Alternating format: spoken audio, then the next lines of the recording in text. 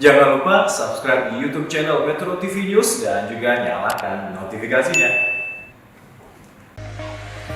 Ya pemirsa, Anda kembali lagi di Selamat Pagi Indonesia, dan tadi kita sudah kasih tahu pemirsa sedikit bahwa kita akan berdialog bersama dokter untuk menjawab seputar vaksinasi dan banyak sekali kekhawatiran yang masih ada di masyarakat, simpang siur kabarnya tentang vaksinasi. Langsung saja kita mau tanyakan ya Jason, bagaimana meluruskan semua informasi-informasi beredar di masyarakat. Baik, dan kita akan langsung bergabung bersama dengan Dr. Elizabeth Jane Supardi, ahli imunisasi lewat sambungan virtual. Selamat pagi Dr. Elizabeth. Dokter, saya mau langsung bertanya terkait dengan kalau tadi sebelum jeda, ini yang kemudian saya ingin ulang-ulang supaya masyarakat aware adalah memastikan lagi dokter, patutkah kita sebagai masyarakat was-was, worry, khawatir kalau nantinya kita akan divaksinasi? Justru harus dibalik ya. Kita itu harus bergembira ada vaksin. Ini penolong kita. Ya, jangan sampai kita keduluan kena virusnya.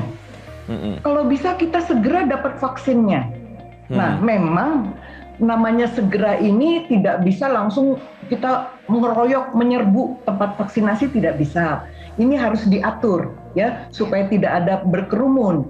Jadi pemerintah berusaha mengatur sedemikian rupa sehingga siapa-siapa yang harus mendapatkan imunisasi mendapatkannya. Jadi kita harus usaha mengikuti aturannya itu. Nah, contohnya misalnya kemarin itu kan tenaga kesehatan yang umurnya di bawah 60 dan sekarang yang di atas 60 sudah. Artinya mereka-mereka duluan gitu kan. Dan saat ini pemerintah mulai membuka kepada pelayan publik. Jadi mereka-mereka yang harus bekerja di pasar kan tidak bisa tutup.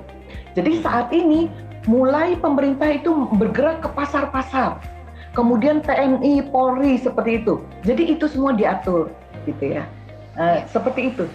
Oke, nah Dr. Elizabeth, dikabarkan bahwa masyarakat umum akan mulai mendapatkan kesempatan vaksinasi pada bulan April. Nah, banyak sekali misalkan masyarakat yang mengkhawatirkan, aduh ini terkesannya dipercepat atau terlalu pendek waktu pengembangan vaksinnya, dan mereka khawatir apakah ini memang benar-benar aman, dokter. Bagaimana Dr. Elizabeth bisa meyakinkan masyarakat bahwa vaksin yang akan diberikan ini aman? Ya, sebaliknya, waktu awal sekali sebelum vaksin ada, masyarakat itu umumnya tidak mempercayai ini vaksin, yang sepertinya dipercepat. Jadi sepertinya seolah-olah ini vaksin yang tidak jelas mutunya, seperti itu. Tapi sekarang terbalik, justru yang saya dapat dari kawan-kawan maupun tetangga saya semua, mereka ribut cari kapan kita bisa dapat. Semua mau buru-buru mendapatkannya. Jadi terbalik sekarang. Ini justru semua menunggu-nunggu, bahkan malah sering kali yang kenyataan di lapangan adalah ada yang sudah datang ke tempat, kemudian ada miskomunikasi, sehingga dia harus pulang, tidak bisa mendapatkannya dan kecewa. Jadi terbalik sekarang. Sudah terbalik. Oke. Ya. Dr. Jane, terkait dengan vaksinasi ini yang juga menarik perhatian saya adalah ketika kelompok yang rentan adalah kelompok lansia. Beberapa waktu lalu, tenaga kesehatan yang usianya ini sudah berada di atas 60 tahun kemudian diberikan kesempatan untuk mendapatkan vaksinasi. Adakah laporan-laporan atau evaluasi terkait pemberian vaksinasi tersebut? Mungkin gejala-gejala yang muncul atau seperti apa? Ya, sampai saat ini tidak ada. Saya sendiri sudah termasuk di atas 60 dan saya sudah diimunisasi. Ya, sama sekali tidak ada rasa apa-apa. Sampai saya tunggu-tunggu ini. Kok nggak ada ya? Yang namanya kemerahan saya lihat tidak ada, bengkak juga tidak ada, demam, pusing kepala tidak ada, gitu ya. Jadi artinya saya bisa meyakinkan teman-teman yang masih takut, ya. Justru yang saya dapat adalah kawan-kawan saya. Ternyata banyak sekali yang ternyata hipertensi ternyata. Ya. Kemudian aturan-aturan yang dibuat ternyata tensi di atas 140 tidak boleh. Tensi di atas 150 tidak boleh. Nah, saat ini pemerintah sudah mengeluarkan ya yang rekomendasi itu bahwa sampai 180 bisa diberikan imunisasinya. Artinya apa? Ini vaksin sangat aman. Begitu. Jadi kita tidak takut yang hipertensi itu bahkan bisa langsung diimunisasi seperti itu ya. Oke, Dr. Jane, mungkin bisa diingatkan kembali kepada masyarakat dan juga mungkin pemirsa semua yang masih mungkin kurang paham, dokter, atau mungkin sudah kelewatan untuk memahami sebenarnya bagaimana nanti cara kerja vaksin dan bagaimana untuk pemberian dosisnya harus 2 kali, seperti apa nanti prosesnya untuk pembentukan antibodi di tubuh manusia? Ya. Jadi vaksin ini, semua vaksin yang ada di dunia saat ini, apapun jenisnya, apapun mereknya, semuanya itu tujuannya, cara kerjanya hampir sama. Jadi targetnya itu adalah kepada sistem kekebalan. Jadi dia bekerjanya di situ. Jadi WHO itu sudah memastikan bahwa dia bekerjanya hanya di situ, tidak mengganggu yang lain. Jadi apabila yang disuntik itu punya penyakit, apapun penyakitnya, tidak terganggu. Jadi orang yang hipertensi disuntik, vaksin itu tidak bisa menaikkan tekanan darahnya. Orang yang punya sakit gula, ya, diabetes, disuntik vaksin ini tidak bisa menaikkan kadar gula darah, tidak bisa. Dia hanya arahnya itu hanya ke sistem kekebalan, itu saja. Begitu. Jadi kalau kita punya penyakit, yang diminta adalah kalau bisa berobat supaya pada waktu kita disuntik kita dalam keadaan normal karena obat. Supaya kalau kita dalam keadaan normal, vaksin ini bisa bekerja dengan baik. Tubuhnya itu bisa distimulasi untuk membentuk kekebalan. Kalau kita sedang sakit, jadi misalnya tekanan darahnya tinggi di atas 180, ini sistem kekebalannya juga berpengaruh, tidak bisa membentuk antibodi. Jadi maksudnya adalah ini ada waktu. Bagi mereka yang sakit, tolong cek kalau misalnya dia sedang tidak normal untuk berobat supaya dia menuju ke arah normal. Supaya kalau disuntik efektif, itu saja. Baik. Dr. Jane, ini boleh ditegaskan lagi, dijelaskan kembali ke masyarakat terkait dengan apa-apa saja sih sebenarnya yang harus diperhatikan oleh masyarakat ketika nanti mereka akan divaksinasi atau jelang vaksinasi. Kalau sehat ya sudah harus pasti kan, itu sudah hukum matinya begitu. Tapi apalagi ketika mereka punya komorbid, apa yang harus diperhatikan lagi? Ya, jadi begini, apapun kita punya penyakit, itu sebaiknya memang kita berusaha untuk kita berobat. Sakit apapun juga.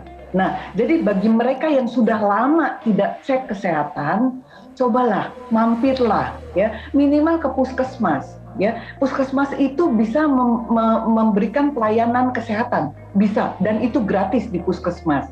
Terhadap semua masyarakat itu gratis, ya. Jadi semua pelayanan dasar itu kita bisa dapatkan di puskesmas, ya. Nanti puskesmas apabila bisa mendeteksi ada sesuatu yang kurang baik, puskesmas akan merujuk ke rumah sakit. Nah, nanti tentu akan ketahuan, oh ternyata ini tidak normal sehingga obatnya diberikan. Ya, kemudian biasanya kita cek ulang, kalau keadaannya sudah terkendali, nah silakan kita datang untuk ke tempat pelayanan. Seperti itu. Nah, siapapun, baik dia komorbid ataupun yang sehat, usahakan sebelum imunisasi, kita tidur cukup, ya, 6-8 jam sehari, ya, kita tidur cukup, ya, supaya jangan kita lelah. Kalau kita lelah, itu sama saja, walaupun kita sehat, kalau kita lelah, disuntik, mungkin kekebalannya tidak optimal. Antibodi yang terbentuk kurang, seperti itu. Oke, nah Dr. Jane, kalau kita lihat persyaratan-persyaratan diantaranya tidak memiliki komorbid, terus dalam kondisi tubuh fit, dan salah satunya belum boleh pernah terpapar COVID-19. Mungkin masyarakat di luar sana masih banyak bertanya-tanya, kenapa sih ini untuk vaksinasi saja baik sekali persyaratannya? Apa Dr. Jane nanti dampaknya jika memang mereka, let's say, jangan sampai tapi lengah di salah satu poin persyaratan tersebut? Nah, untuk yang pernah kena COVID, ini Kementerian Kesehatan sudah menyatakan ini sudah ilmiah, ya. Seseorang itu kalau kena COVID, maka antibodi terbentuk. Oke. Baik. Ya, Dr. Jane, yang juga menarik adalah kalau tadi Dr. Jane bilang ada beberapa penyakit komorbid yang mungkin bukan serta-merta artinya vaksin tersebut langsung berpengaruh terhadap penyakitnya. Tapi ada juga penyakit-penyakit yang berhubungan langsung dengan sistem imunitas. Misalnya saya ambil contoh ada HIV dan juga autoimun. Nah, ini apa yang harus diperhatikan oleh dua orang yang kemudian hidup dengan HIV dan juga autoimun? Karena ini berhubungan dengan sistem kekebalan. Ya. WHO itu jelas-jelas sudah punya data.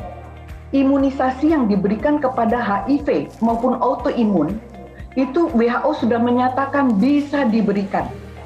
Bisa diberikan. Oke. Berarti terus mengikuti anjuran dari WHO ya dokter. Mungkin dokter Jane bisa secara singkat saja dokter memberikan satu kalimat atau pernyataan untuk meyakinkan masyarakat dan pemirsa semua yang mungkin sampai saat ini masih ada kekhawatiran dokter, dan bagaimana mereka bisa mendapatkan informasi yang tepat, apa yang mereka harus ikuti rujukannya. Ya, yang penting jangan takut dengan vaksin.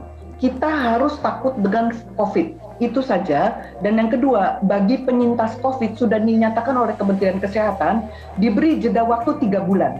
3 bulan setelah sembuh bisa diimunisasi. Oke. Baik. Ya. Dan ketiga itu ya dokter ya, 3 bulan bisa diimunisasi kembali dan terus 3 bulan ikuti rujukan setelah pemerintah. Sembuh. Iya. Betul. Oke, luar biasa. Terima kasih Dr. Jane. Jangan takut vaksin, takutilah virusnya. Terima kasih sekali lagi Dr. Jane, sehat-sehat terus. Terima kasih sudah bergabung bersama kami di Selamat Pagi Indonesia. Ya, walaupun sudah nantinya divaksin, protokol kesehatan seperti masker, jaga jarak, kemudian menghindari kerumunan itu juga harus tetap dilakukan karena sekali lagi vaksin bukan obat ya, Sarah dan juga pemirsa. Tapi merupakan salah satu cara untuk melengkapi usaha kita melawan COVID-19. Pemirsa, kita harus jeda terlebih dahulu, tetapi tetaplah bersama kami di Selamat Pagi Indonesia. Kami akan kembali lagi dengan berbagai informasi lainnya untuk Anda.